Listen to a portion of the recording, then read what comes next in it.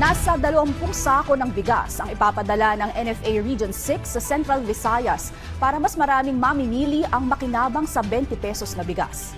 Ang detalye sa Balitang Pambansa ni JP Hervas ng Radyo Pilipinas, Iloilo. Isa-isa nang ikinakarga ng mga tauhan ng National Food Authority o NFA ang nasa 20,000 sako ng bigas dito sa warehouse nila sa Iloilo City. Ipadadala kasi yan ng NFA Region 6 sa Central Visayas para matiyak na may mabibiling 20 pesos kada kilo ng bigas ang ating mga kababayan doon. Ginawa yan kasunod ng inaprobahang marketing plan ng NFA bilang dagdag sa supply para sa inilunsad na 20 bigas meron o BBM na sa lalawigan ng Cebu.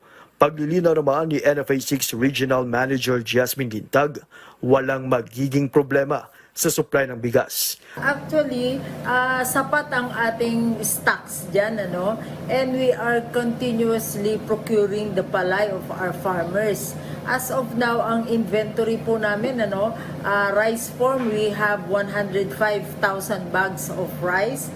Good quality rice po yan. Pagmamalaki pa ng NFA Region 6, 1.5 million bags ng palay ang nasa 21 bodega nila sa rehiyon. Magpapadala pa ng 180,000 na sako ng bigas ang NFA Region 6 sa Central Visayas.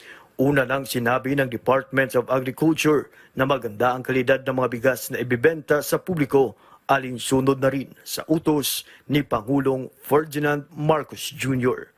Mula sa Radyo Pilipinas Iloilo, JP Hervas para sa Balitang Pambansa.